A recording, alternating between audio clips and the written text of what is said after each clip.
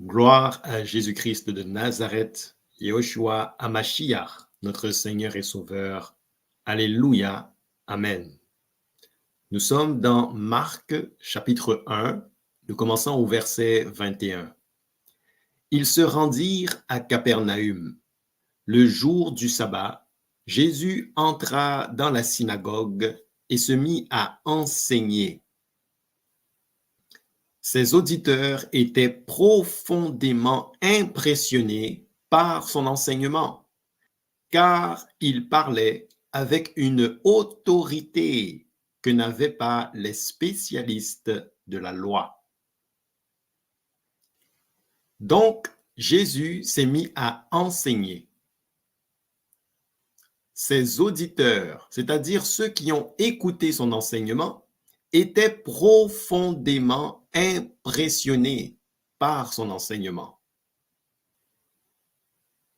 car il parlait avec une autorité que n'avaient pas les spécialistes de la loi. Donc, il y a plusieurs éléments intéressants ici. En fait, aujourd'hui, je veux vous parler d'un thème sur lequel le Seigneur m'a enseigné et je vais vous transmettre cette information. Le Seigneur, lorsque j'ai médité ce passage, m'a parlé de l'enseignement du scribe. Il y a des gens qui vont enseigner la parole, mais l'enseignement qu'ils vont donner, c'est l'enseignement du scribe, c'est-à-dire que leur enseignement repose sur la lettre. Mais le Seigneur nous a dit, ma parole est esprit et vie.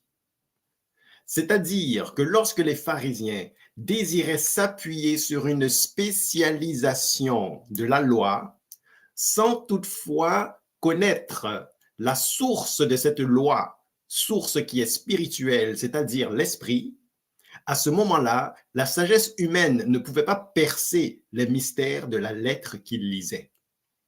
C'est-à-dire qu'étant spécialistes de la loi, ils étaient spécialistes de la lettre. Mais le Seigneur dira, mes paroles sont esprit et vie. Or, c'est l'esprit qui est la source de la lettre. Et pour comprendre la lettre, il faut avoir au préalable rencontré celui qui est la source de cette lettre que l'on lit avec l'intellect humain. C'est ainsi, dans Jean chapitre 6, verset 63, Jésus dira, c'est l'esprit qui donne la vie. La chair, à elle seule, ne sert à rien. Les paroles que je vous ai dites sont esprit et vie. Donc, les paroles du Seigneur, ce qui nous est rapporté par écrit, il y a une dimension qui soit imprégnée dans ces paroles, laquelle dimension est esprit et vie.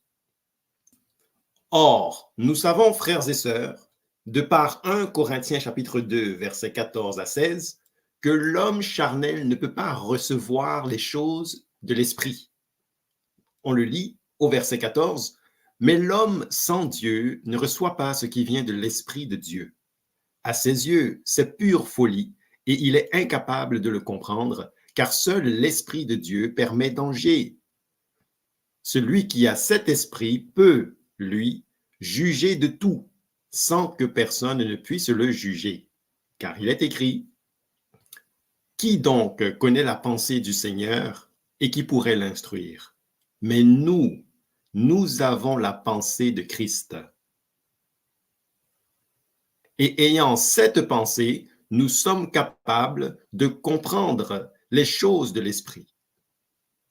Et ne sommes donc pas comme ceux qui, n'ayant pas l'esprit, ne peuvent pas recevoir ce qui vient de l'esprit. Car seul l'esprit de Dieu permet d'en juger. Et donc, si nous revenons à Marc chapitre 1 au verset 21, nous avons vu que Jésus a commencé à enseigner. Il y avait des auditeurs. Ces auditeurs étaient impressionnés par son enseignement, car il parlait avec autorité que n'avaient pas qui les spécialistes de la loi. Ces mêmes spécialistes de la loi, on en parle également dans 1 Corinthiens chapitre 1. 1 Corinthiens chapitre 1 au verset 20. Où est le sage? Où est le spécialiste de la loi? Où est le raisonneur de ce monde? Dieu n'a-t-il pas changé en folie la sagesse du monde? En effet, là où la sagesse divine s'est manifestée, le monde n'a pas reconnu Dieu par le moyen de la sagesse. C'est pourquoi Dieu a jugé bon de sauver ceux qui croient par un message qui annonce une folie. Donc on retrouve le spécialiste de la loi. Et ceci dans un contexte où le Seigneur est en train de mettre en opposition la sagesse divine à la sagesse humaine. Et si on remonte un peu plus haut au verset 19, il est écrit « N'est-il pas écrit, je détruirai la sagesse des sages et je réduirai à néant l'intelligence des intelligents ?»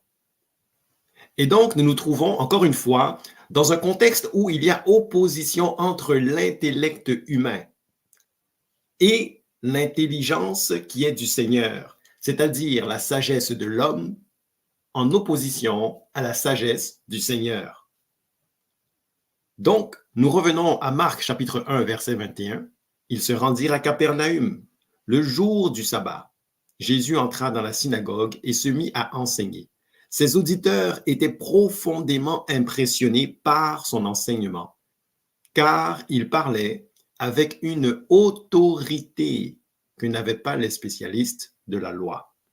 C'est-à-dire que les spécialistes de la loi, qui lisaient les mêmes rouleaux que Jésus-Christ, les spécialistes de la loi qui lisaient et avaient lu antérieurement la même Torah que Jésus, ils ne se dégageaient pas de leur enseignement l'autorité qui accompagnait l'enseignement de Jésus-Christ au regard des mêmes Écritures.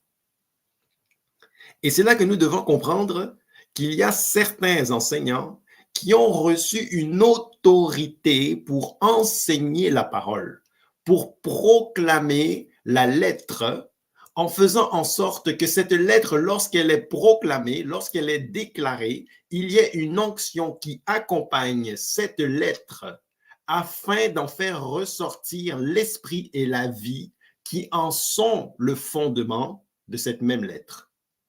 C'est-à-dire que la lettre est la manifestation physique de la source de cette même lettre, la source de cette lettre étant esprit et vie. C'est-à-dire encore que l'esprit et la vie qui imprègnent la lettre doivent être rendus manifestes par celui qui déclare la lettre. Et c'est là le talent et le don et l'onction qu'a reçu l'enseignant pour déclarer la lettre en rendant manifeste, en exprimant par son propos de la lettre, en exprimant par la déclaration de la lettre, l'esprit et la vie qui y sont contenus. Alléluia. Et c'est là le sceau de l'autorité de celui qui enseigne. Et c'est ainsi, frères et sœurs, que nous pouvons alors mieux comprendre que certains ont effectivement été établis comme enseignants. Et que tous, lorsqu'ils vont parler de la lettre des Écritures, de la lettre des rouleaux, de la Torah, qu'il n'y aura pas le même effet. Et on va regarder pourquoi. Éphésiens chapitre 4, versets 11 et 12. C'est lui qui a fait don de certains comme apôtres, d'autres comme prophètes, d'autres comme prédicateurs de l'Évangile, et d'autres encore, comparables à des bergers, comme enseignants. Il a fait don de ces hommes pour que les membres du peuple saint soient rendus aptes à accomplir leur service en vue de la construction du corps de Christ. Et donc, des enseignants ont été donnés pour que d'autres soient exhortés, rendus aptes à accomplir leur service en vue de la construction du corps de Christ. Des enseignants.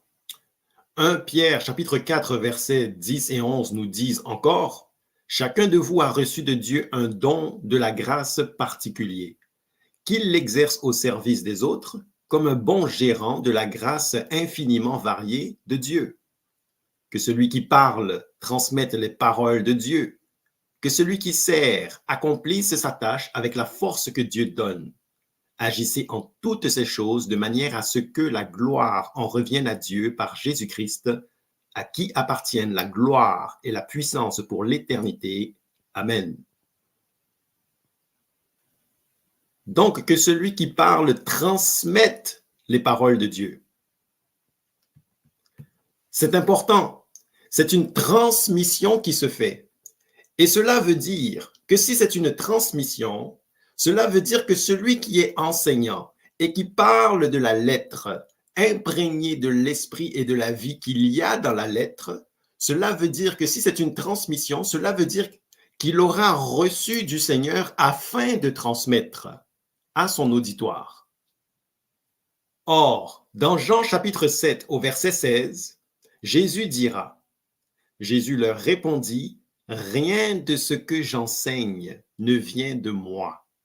J'ai tout reçu de celui qui m'a envoyé. » Je répète, rien de ce que j'enseigne ne vient de moi. J'ai tout reçu de celui qui m'a envoyé. Jésus est clair. Les enseignements qu'il donne sont ceux qu'il a reçus du Père. Et lui, en tant que serviteur, en tant que personne ayant reçu le mandat pour enseigner, étant établi dans le ministère d'enseignant, il sera conséquemment habilité à transmettre les paroles de Dieu. Donc, vous voyez, frères et sœurs, comme c'est passionnant, comme c'est intéressant de voir que le Seigneur n'est pas l'auteur de la confusion. C'est-à-dire que Jésus de Nazareth, le Fils de Dieu, est venu enseigner et il a parlé à son peuple. Il a parlé aux Juifs. Il a parlé aux pharisiens. Et il leur a enseigné dans leur synagogue. Il a lu les mêmes rouleaux, la même Torah, les mêmes écritures. Mais nous avons vu que si nous nous référons à Marc chapitre 1 au verset 22, les auditeurs étaient profondément impressionnés par son enseignement, car il parlait avec une autorité que n'avaient pas les spécialistes de la loi. Donc, nous allons mettre toutes les pièces ensemble. Nous avons vu que le spécialiste de la loi a aussi été abordé, a aussi fait l'objet d'une qualification au niveau de celui qui a la sagesse de ce monde. Et donc, on parle de l'intellect humain. C'est celui qui peut traiter de la lettre. Il lit la lettre. Mais nous avons vu également que pour comprendre l'esprit et la vie qui sont renfermés dans la lettre, il faut avoir l'esprit du Seigneur, car on discerne spirituellement les choses qui sont de Dieu. Nous l'avons vu dans 1 Corinthiens chapitre 2, au verset 14 à 16. Et donc, le spécialiste de la loi qui n'a pas l'esprit, l'enseignement du scribe, c'est l'enseignement qui repose sur la lettre sans pouvoir mettre en exergue l'esprit et la vie qu'il y a dans la parole. Et donc, cet enseignement-là sera dépourvu de l'autorité qui accompagne l'enseignement de celui qui est établi enseignant parce qu'il a le ministère d'enseignant et a été établi pour enseigner, c'est-à-dire pour transmettre, comme nous l'avons vu dans 1 Pierre chapitre 4 au verset 11, les paroles de Dieu. Parce que nous avons également vu dans Jean chapitre 6 verset 63 que les paroles qui nous ont été dites, elles sont esprit et vie.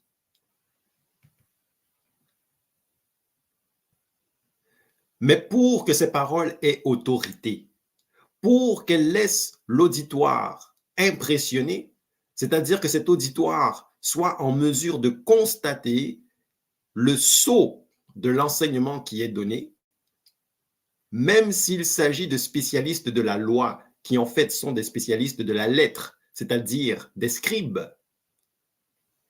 cette autorité, elle se dégagera du fait que la lettre est accompagnée de l'esprit et de la vie qui y sont imprégnés. De même, dans 2 Corinthiens chapitre 3, verset 6, nous lisons « C'est lui qui nous a rendus capables d'être les serviteurs d'une nouvelle alliance qui ne dépend pas de la loi, avec ses commandements écrits, mais de l'esprit. Car la loi, avec ses commandements écrits, inflige la mort. L'esprit, lui, communique la vie. » Une nouvelle alliance qui ne dépend pas de la loi, avec ses commandements écrits, mais de l'esprit, car c'est l'esprit qui communique la vie. Et donc, quand Jésus a enseigné, étant établi dans son ministère d'enseignement, quand il a enseigné avec l'autorité d'un enseignant établi qui transmettait les connaissances et l'instruction qu'il avait reçues du Père, en disant que son enseignement et ses doctrines, ça ne lui appartenait pas, en disant que sa doctrine n'était pas la sienne, mais que c'était celle du Père, en considérant qu'il transmettait la parole de Dieu à son auditoire. Quand Jésus a fait ces choses, il y avait le sceau de l'autorité qui se dégageait de la proclamation, de la déclaration de la lettre dont il était l'instructeur, l'enseignant. Ça veut dire que la différence entre l'enseignement du scribe, de la lettre, l'enseignement par le spécialiste de la loi, il est fondé sur la lettre, mais il n'y a pas l'esprit et la vie qui se dégagent de cet enseignement-là. Contrairement à l'enseignement de celui qui a autorité étant établi dans le ministère d'enseignement, qui enseignera la lettre, déclarera la parole, la transmettra à son auditoire, non pas des suites d'une analyse intellectuelle qu'il aura lui-même faite, mais des suites d'une communion avec le Seigneur qui lui aura transmis à cet enseignant une instruction. Et c'est alors que l'enseignant qui, de par sa communion avec le Seigneur et de par le ministère dans lequel il est établi, des suites de cette communion, il va recevoir un enseignement, pourra transmettre aux autres membres du corps. Et lorsque ces derniers vont recevoir cet enseignement, ils pourront discerner que c'est la voix du Père qui leur parvient au travers de l'enseignement de ce frère-là. Parce qu'ils vont reconnaître la source de la lettre qui leur est communiquée. Est-ce que vous comprenez? C'est-à-dire que l'enseignement de celui qui est établi dans ce ministère est accompagné d'une onction au travers de laquelle le Seigneur va maintenant opérer pour que l'auditoire perçoive le sens spirituel de la lettre qui est communiquée, pour que l'auditoire perçoive l'esprit et la vie imprégnés dans la lettre que l'enseignant proclame, déclare. Autrement dit, comme il est écrit dans Luc 24, 45, là-dessus, il leur ouvrit l'intelligence pour qu'ils comprennent les Écritures. C'est-à-dire que l'onction qui accompagne l'enseignement de celui qui est établi dans ce ministère d'enseignement, scellé par l'autorité qui accompagne sa proclamation de la lettre, en mettant en exergue l'esprit et la vie qu'il y a dans cette lettre, le Seigneur se servira particulièrement de cette personne, de cet enseignant, pour ouvrir l'intelligence de ceux qui seront ses auditeurs. Et donc, l'onction qui accompagne l'enseignement de l'enseignant établi est accompagnée d'une onction pour ouvrir l'intelligence de l'auditoire. Vous n'avez pas remarqué qu'il y a certains enseignants, lorsqu'ils enseignent, lorsqu'ils transmettent ce qu'ils ont reçu du Seigneur, alors qu'ils étaient en communion avec le Seigneur et qu'ils nous transmettent ce qu'ils ont reçu, tous ceux qui ont le Saint-Esprit acquiescent facilement et reconnaissent que oui, c'est la vérité, et ils sont même excités en recevant une nouvelle information ou un nouvel aspect qu'ils n'avaient pas connu auparavant, et ils se réjouissent d'avoir compris quelque chose de nouveau ou de recevoir quelque chose de nouveau. Alors que quand l'enseignement vient d'une personne qui a raisonné sur le plan de l'intellect humain, ceux qui ont l'esprit vont sentir qu'il y a quelque chose de bancal. Il y a quelque chose qui ne coule pas de source. C'est-à-dire que l'enseignant qui a reçu un message du Seigneur dans le cadre de sa communion intime avec le Seigneur, quand il reçoit cet enseignement-là, il est en mesure de le transmettre et ça coule de source. De sorte que ceux qui ont l'esprit reconnaissent la source spirituelle du propos qui est livré. Ils reconnaissent la source spirituelle qu'il y a derrière la lettre. Et ils perçoivent l'esprit et la vie dans le propos de l'enseignant établi. Et quand on a l'esprit, par le discernement que nous avons, par le fait que nous ayons une onction qui nous enseigne toutes choses également, nous sommes en mesure de discerner si l'enseignement reçu tient sa source dans le Saint-Esprit ou non. La sagesse divine ou dans l'intellect humain, la sagesse du monde. Et tout comme l'enseignant a une onction qui accompagne son enseignement, il y a également une onction du côté de l'auditoire qui lui permettra de discerner aussi si c'est la voix du Seigneur qui est en train de lui transmettre cet enseignement qu'il reçoit. L'auditoire. 1 Jean chapitre 2 verset 27. Quant à vous, l'esprit dont vous avez été oint par Christ demeure en vous. Vous n'avez donc pas besoin que l'on vous instruise, car cet esprit dont vous avez été oint vous enseigne tout. Il est véridique, il ne ment pas. Restez donc attachés à cet enseignement tel que vous l'avez reçu de l'esprit. Donc l'esprit dont nous avons été oints, c'est lui qui nous enseigne tout. Donc il faut rester attaché à l'enseignement tel que nous l'avons reçu de qui? De l'esprit. Amen. Donc maintenant, certains d'entre vous pourraient penser qu'il y a contradiction. Pas du tout. Parce que l'enseignant, nous avons bien vu qu'il transmet un enseignement qu'il a reçu de l'esprit, qu'il a reçu du Seigneur lui-même. Rappelez-vous que Jésus a dit, tout ce que je vous enseigne, ça ne vient pas de moi. C'est l'esprit qui me l'a enseigné, c'est mon Père qui me l'a enseigné et ma doctrine n'est pas la mienne, mais celle de mon Père. De sorte que l'onction que nous avons reçue nous permet aussi de notre côté en tant qu'auditeurs de reconnaître que ce que l'enseignant nous transmet, c'est en fait la voix du Père qui nous enseigne. Et nous sommes en mesure d'être disposés à recevoir cet enseignement-là, qui au final est reçu de l'esprit, et non de l'intellect humain, et non de la sagesse humaine de ce monde, mais de la sagesse divine. Et nous le discernons par l'esprit. 1 Jean chapitre 1 apporte une autre couche à ce que nous venons de dire, et nous parlons de l'enseignement du scribe, du spécialiste de la loi, de celui qui a l'intellect humain, en comparaison à l'enseignement de celui qui est établi enseignant et qui obtient des illuminations de la part du Saint-Esprit dans le cadre de sa communion avec le Saint-Esprit. 1 Jean chapitre 1. Nous vous annonçons le message de celui qui est la vie. Nous vous annonçons ce qui était dès le commencement. Nous l'avons entendu. Nous l'avons vu de nos propres yeux. Nous l'avons contemplé et nos mains l'ont touché. On a ici l'idée du témoignage. Nous l'avons entendu, nous l'avons vu de nos propres yeux, nous l'avons contemplé et nos mains l'ont touché. Jean parle ici de ce que nous avons vu et vécu. C'est de cela dont nous vous parlons.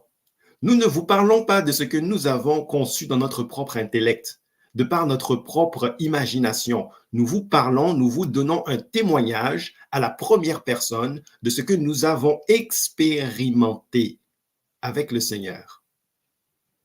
Verset 2. Celui qui est la vie s'est manifesté. Nous l'avons vu, nous en parlons en témoin. Et nous vous annonçons la vie éternelle qui était auprès du Père et qui s'est manifestée pour nous. Nous vous annonçons. Oui, ce que nous avons vu et entendu, nous vous l'annonçons à vous aussi, afin que vous aussi vous soyez en communion avec nous.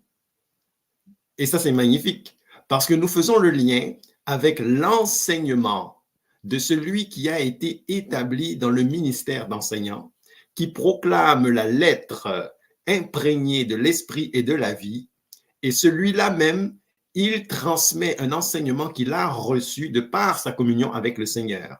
C'est-à-dire que lorsque l'enseignant établi par le Seigneur enseigne, il déclare la lettre accompagnée de l'esprit et de la vie dans cette lettre parce qu'il a reçu cet enseignement directement du Seigneur avec qui il a communié, un Seigneur qu'il a rencontré et un Seigneur qui lui a livré cet enseignement personnellement afin qu'il le transmette aux membres du corps.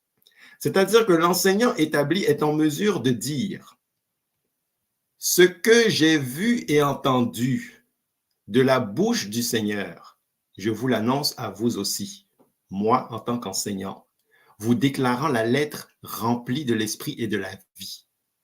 Pourquoi? Afin que vous aussi vous soyez en communion avec nous. C'est-à-dire que l'enseignant, en nous faisant part de ce que le Seigneur lui a dit dans le secret, il nous amène à prendre part à la communion qu'il a lui-même eue avec le Seigneur lorsqu'il a reçu l'enseignement qu'il nous transmet. Or, la communion dont nous jouissons est avec le Père et avec son Fils Jésus-Christ. Et donc, cela confirme qu'en nous amenant dans sa communion avec le Père, avec le Seigneur, l'enseignant établi dans son ministère nous amène dans la communion avec, en fait, le Père et son Fils Jésus-Christ. Au travers du fait que l'enseignant nous a amenés dans sa communion personnelle avec le Père et son Fils Jésus-Christ. Du fait de nous transmettre l'enseignement qui lui a été donné dans l'intimité. C'est magnifique. Et donc, l'enseignement de celui qui est établi devient un témoignage personnel à la première personne de ce que le Seigneur lui a transmis dans le secret, dans l'intimité, alors qu'il méditait la parole ou à un autre moment. Et c'est cet enseignement reçu personnellement qu'il a reçu directement du Seigneur, de l'Esprit, qui nous est maintenant transmis à nous, l'auditoire. Une lettre déclarée, proclamée, mais qui est accompagnée de l'Esprit et de la vie. Et c'est là la différence entre l'enseignement de l'enseignant établi dans son ministère par l'Esprit et l'enseignement du scribe, du spécialiste de la loi, qui lit la lettre, mais sans en comprendre l'esprit et la vie. Et encore une fois, grâce à l'esprit que nous avons, nous pouvons discerner. Il y a des gens qui enseignent, ils répètent ce qu'ils ont entendu, sans toutefois maîtriser les détails de leur enseignement, parce que ce n'est pas eux qui l'ont reçu. Et ils n'ont pas reçu le plein enseignement directement du Seigneur. Et donc, ils n'ont que des fragments. Et ils sont réduits alors à se présenter en tant qu'enseignants de la lettre. Et ça, c'est l'enseignement du scribe. Et celui qui a l'esprit verra qu'il y a quelque chose qui manque. Il y a une intimité et un aspect du message qui manque et une profondeur qui manque au niveau du message, ce qui trahit en fait qu'il n'y ait pas eu intimité entre l'enseignant et le Seigneur pour recevoir le plein message avec l'esprit et la vie. Et alors, il ne reste que la lettre. À titre d'exemple, dans Jean chapitre 3, versets 10 à 11, on parle de Nicodème. Toi qui enseignes le peuple d'Israël, tu ignores cela? Lui répondit Jésus. Vraiment, je te l'assure, nous parlons de ce que nous connaissons réellement. L'enseignant établi parle de ce qu'il connaît réellement. Pourquoi? Et nous témoignons de ce que nous avons vu. L'enseignant témoigne de ce qu'il a personnellement reçu du Seigneur. Voilà pourquoi il témoigne en connaissance de cause de ce qu'il a personnellement reçu dans le secret, et son enseignement, du coup, est rempli d'esprit et de vie, parce que ça vient de l'esprit directement. Et c'est de ça qu'il témoigne, l'enseignant établi, quand il transmet aux membres du corps ce qu'il a reçu du Seigneur. Et pourtant, vous ne prenez pas notre témoignage au sérieux.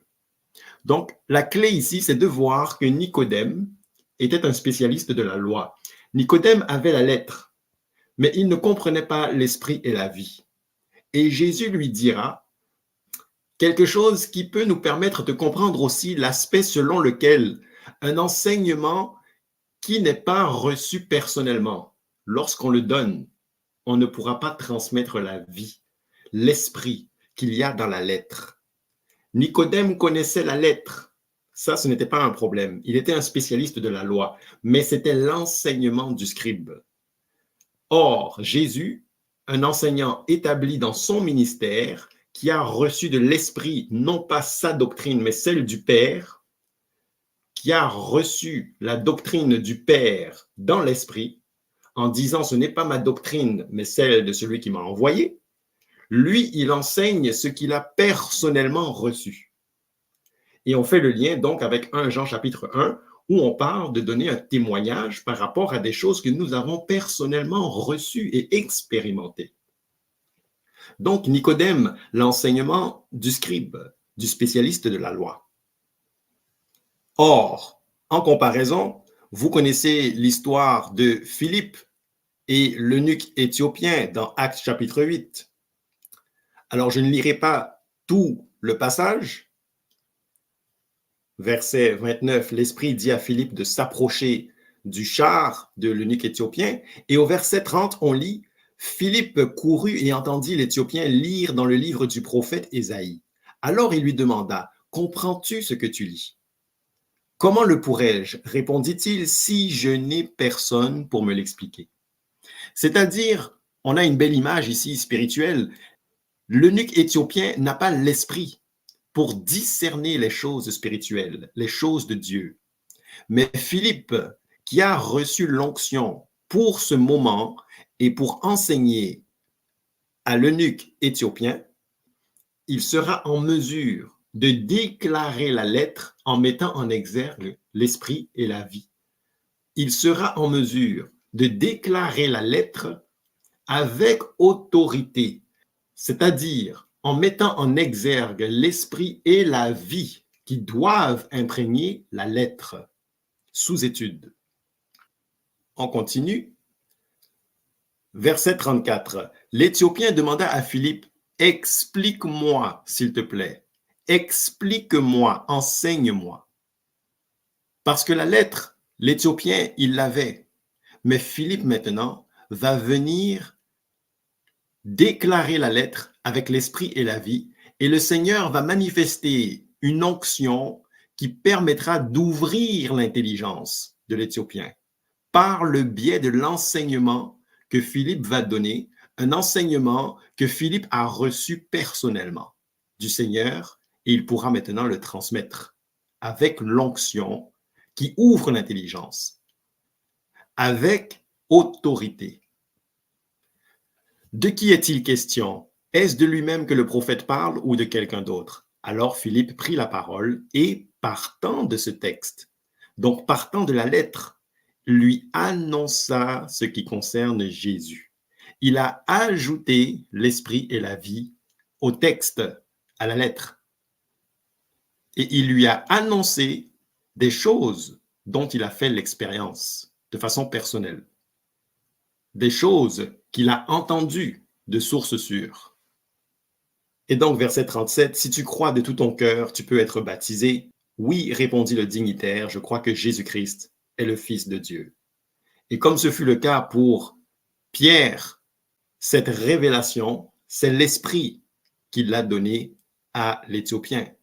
Et maintenant, il croit que Jésus-Christ est le Fils de Dieu. Il a cette illumination. Une illumination qui lui est donnée par l'Esprit. Et on connaît le reste de l'histoire, Philippe va le baptiser. Et le dignitaire, lui, va poursuivre sa route, le cœur rempli de joie. Donc, ça veut dire qu'il a reçu l'enseignement de Philippe. Il a reçu l'enseignement qui est celui d'un enseignant établi et qui va au-delà de l'enseignement du scribe, du spécialiste de la loi. La lettre dévolue d'esprit et de vie, dévolue de sens spirituel. Alors voilà, frères et sœurs, ce que je voulais partager avec vous, c'est le fruit de ma communion avec le Seigneur en méditant ce passage qui m'a amené à recevoir cet enseignement. Le Seigneur m'a transmis cet enseignement en me faisant comprendre et remarquer qu'il faisait la différence entre deux types d'enseignement, l'enseignement du scribe, du spécialiste de la loi, et l'enseignement de celui qui est établi dans son ministère afin d'avoir une onction qui lui permettra de proclamer la lettre et d'ouvrir l'intelligence de son auditoire afin qu'ils perçoivent l'esprit et la lettre, pouvant eux-mêmes discerner avec l'onction du Saint-Esprit qu'ils ont pour être enseignés par rapport à toute chose, parce que l'Esprit leur parle à eux aussi à travers celui qui transmet l'enseignement qu'il a reçu du Seigneur. Et à cet égard, 2 Timothée chapitre 2, verset 2 est intéressant. Et l'enseignement que tu as reçu de moi, Paul parle à Timothée, et on sait que l'enseignement reçu par Timothée, par Paul, au final, ça vient de l'Esprit. Et Paul, à ce moment-là, transmet ce qu'il a reçu de l'Esprit à Timothée. Et donc, l'enseignement que tu as reçu de moi et que de nombreux témoins ont confirmé. Donc, nous parlons de choses que nous avons vues, des choses dont nous avons fait l'expérience. Transmets-le. Rappelez-vous 1 Pierre chapitre 4, verset 10, verset 11. La transmission de la parole à des personnes dignes de confiance qui seront capables à leur tour, c'est-à-dire lorsque elles-mêmes auront reçu par l'Esprit, elles pourront à leur tour transmettre par l'Esprit, elles aussi ces personnes-là, afin d'en instruire d'autres.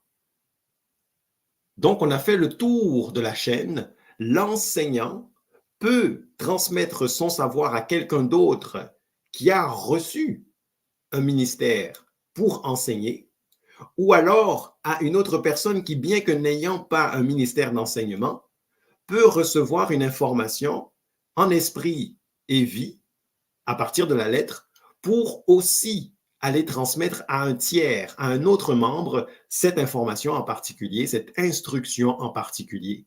Et donc, l'information circule d'un membre à l'autre, car nous sommes plusieurs membres, mais un seul corps.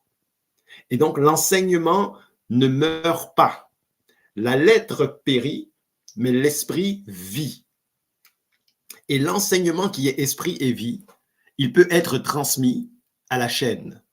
Et il faut trouver des individus qui sont mandatés, qui sont équipés par le Seigneur pour proclamer cette lettre-là en mettant en exergue l'esprit et la vie, de façon à ce que cet enseignement-là soit promulgué avec l'onction qui accompagne pour ouvrir l'intelligence de l'auditoire et pour qu'il soit reçu.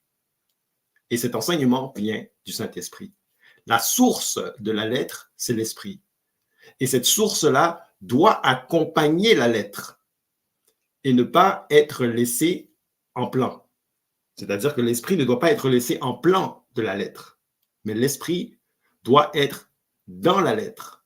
La vie doit être dans la lettre. De sorte que ceux qui vont la recevoir pourront, comme l'eunuque éthiopien, recevoir avec joie cette parole et être édifiés. Parce qu'on a bien dit que les enseignants sont établis pour, au final, participer à la construction du corps, à l'édification des membres. Alors voilà, frères et sœurs, Marc chapitre 1, verset 21, ils se rendirent à Capernaum. le jour du sabbat, Jésus entra dans la synagogue et se mit à enseigner. Ses auditeurs étaient profondément impressionnés par son enseignement, car il parlait avec une autorité que n'avaient pas les spécialistes de la loi. Nous avons mis en comparaison la sagesse du monde, l'intellect humain et la sagesse divine, l'intelligence que l'Esprit donne pour discerner les choses de Dieu. Nous avons vu que cet enseignant établi dans son ministère a pour objectif d'instruire et de transmettre aux autres un enseignement qu'il a reçu personnellement dans le cadre de sa communion avec le Seigneur, que cet enseignement n'est pas le sien, mais celui du Père, celui de l'Esprit, et qu'il le transmet, qu'il le communique, et que cet enseignement est accompagné d'une onction qui ouvre l'intelligence de l'auditoire, et que l'Esprit en chacun permet de discerner afin de reconnaître la voix du Père, la voix de l'Esprit, qui est la source de la lettre déclarée. Et donc l'Esprit est la source de l'enseignement déclaré par la lettre, de sorte que la lettre est accompagnée de l'Esprit et de vie. Et on a vu effectivement que le Seigneur nous a rappelé que la lettre tue, que l'Esprit vivifie, que ses paroles sont esprit et vie.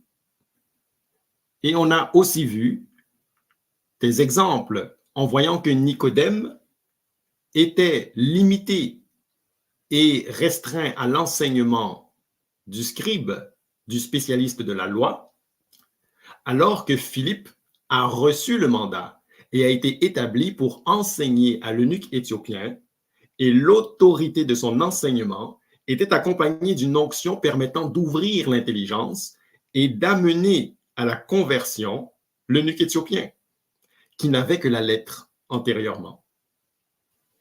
Et nous avons également vu que comme nous sommes dans un corps, cette onction qui accompagne l'enseignement de l'enseignant établi, il est aussi perpétué d'un membre à l'autre selon l'onction de chacun, en ce que des hommes jugés aptes pour l'enseignement vont recevoir eux-mêmes des enseignements qu'ils pourront retransmettre avec l'esprit et la vie.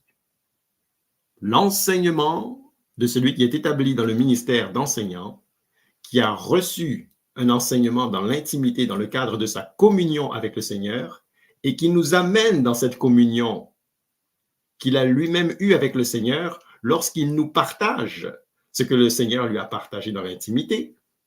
Il nous amène dans sa communion personnelle avec le Seigneur, et du coup, il nous amène dans une communion avec le Seigneur lui-même. Alors que l'enseignant de la lettre, l'enseignement du scribe, du spécialiste de la loi, nous laisse en plan.